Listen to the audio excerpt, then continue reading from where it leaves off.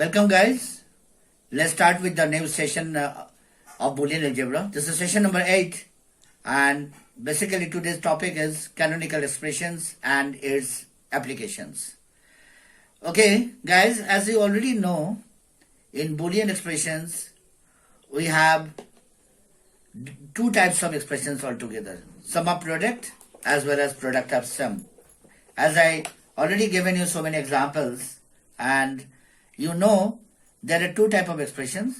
Might be they are sum of product terms and it may be product of sum terms. Without delaying further, I'm just giving an example. Today actually our main emphasis is on canonical.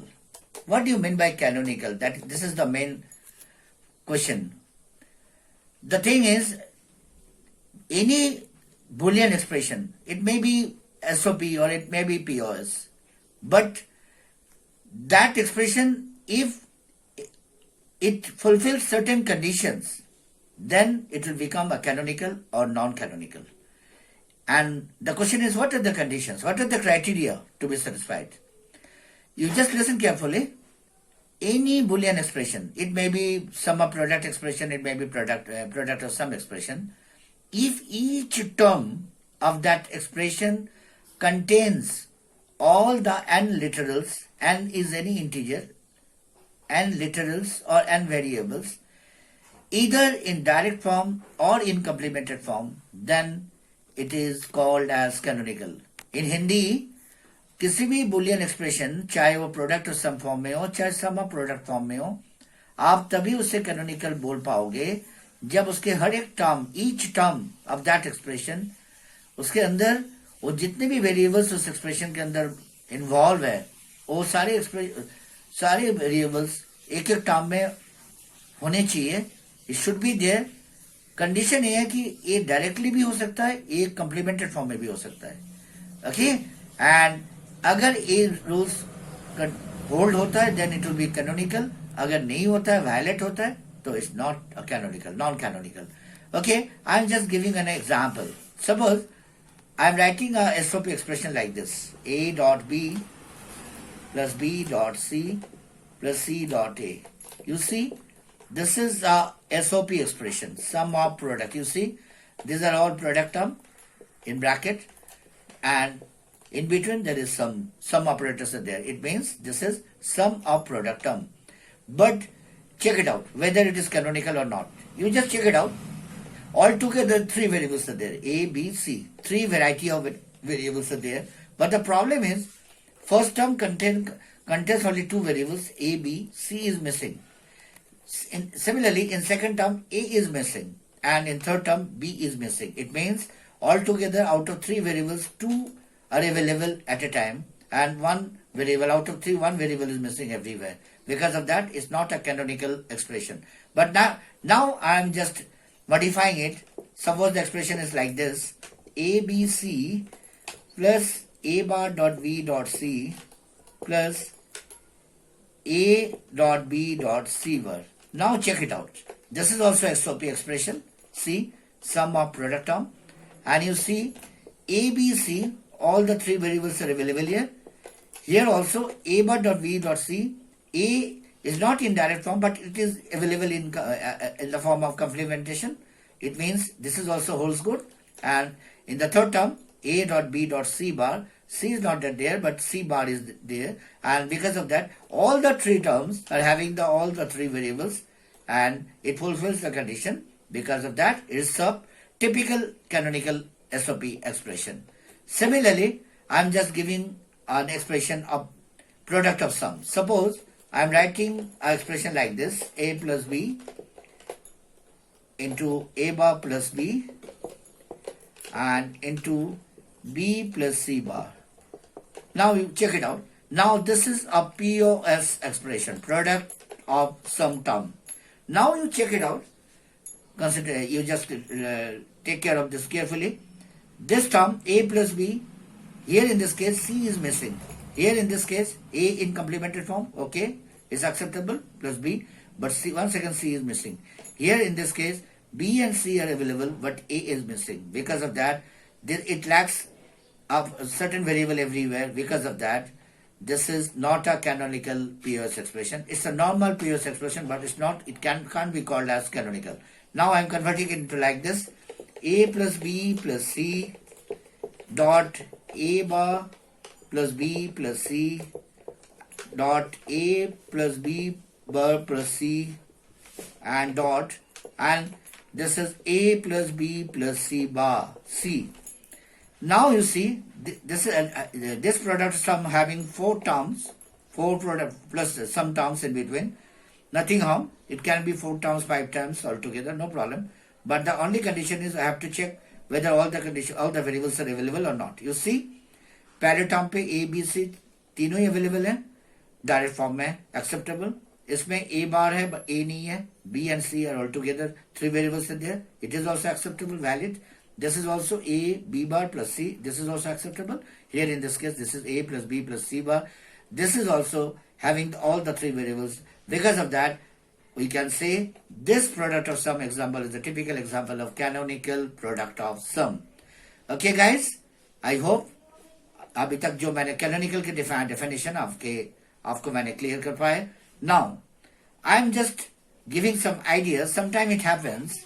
Now you know what is canonical, what is non-canonical. Sometimes in our CBSE curriculum, we used to ask some questions how to convert a normal SOP or POS expression into canonical form, how to convert it into.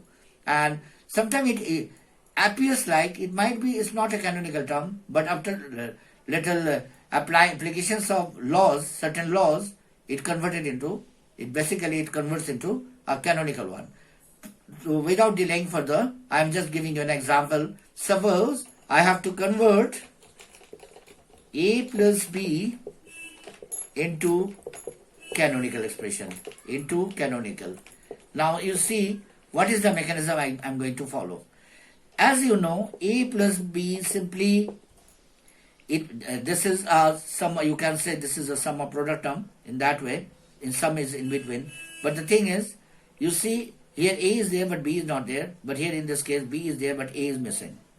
So how to convert it into, now our intention to convert it into such a manner so that we can have a pair here of AB, and similarly we can have a pair here of A and B variables. How to solve it? You see, I have introducing just a 1 here, A dot 1 plus B dot 1. As you know, in postulates you have same property of 1. Anything into 1 in Boolean is the same thing. Like A into 1 means A itself, B into 1 means B. That means there is no change. We can write it easily. Now you see the mechanism. Now I know I have to convert it into canonical, and because of that I know this one can be converted into A into B plus B bar. You see why I have done this thing. This is 1, and you know we have a law, x plus x bar equal to 1. Okay, this is idempotent law, everybody knows. And similarly here in this case, this is B. You can because of you can replace this one similarly by A plus A bar.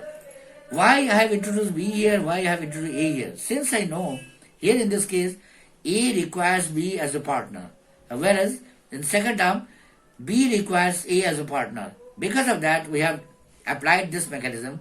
Now you just simplify it, you will get the C. Now A, you just simplify it, A dot V, and you just remove brackets, A dot V bar, and similarly this is B dot A and this is B dot A bar. And as you know, A dot B and B dot A basically same thing. You can apply commutative law. It means it becomes A dot B plus A dot B bar. Applying commutative law, it becomes A dot B once again. B dot A means A dot B. This is A dot B, and you use commutative law once again, A bar dot B. Now you see A dot B appears twice. It means we can write once only. As you know, we have a formula x plus x equal to x. It means A dot B plus A dot B equal to A dot B only, and this is A dot B bar and this is A bar dot B. Okay, now you see it becomes A dot V plus A dot V bar plus A bar dot V. It means now it's the typical canonical SOP expression. You see, All the two terms are available everywhere. This is AV, this is A dot V var, this is A var dot V. It means it is now in the form of canonical. To see, initially it looks like it's not a canonical term, but after converting and after some laws implications, we are getting this canonical example. I just repeat once again. Just simply whenever you get an expression, try to convert it into canonical in such a manner. Suppose the plus term is available in between, then convert every product term, since you know in product into product, one is multiplicative identity and one is multiplicative identity. Because of that, we have multiplied with 1. In similar, if the case is different, suppose this is A dot V, then you have to introduce plus there. That will be altogether a different sum. I will discuss later on in the next session. Now see, every one, this is 1, I have converted into complementary, I am applying complementation law. This is B plus B bar, since I require V. Here, this is, I am once again applying complementation law for this one, but this is A plus A bar. Why I have written A plus A bar? Since I know we require A here, and then simplify we have done, and we have simplified this thing very easily, just producting this thing, and then where AB appears twice, that's why this is AB, and once again AB, applying commutative law, and 2 to AB plus AB. Since you know x plus x in Boolean algebra, it becomes x only. This is, it means we have to write A dot B once only, A dot B plus A dot V var and A var dot B.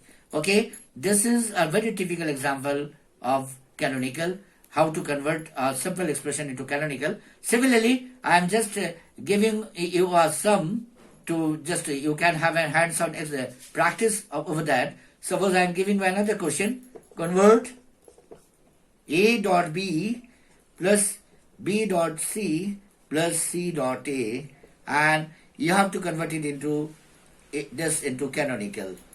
Okay, as you, and same method you can apply over here.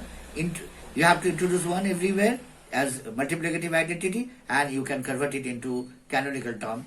And let's hope, I think this portion of applications is clear to you. Once again, we'll meet very soon in session 9 with new set of problems. Thank you.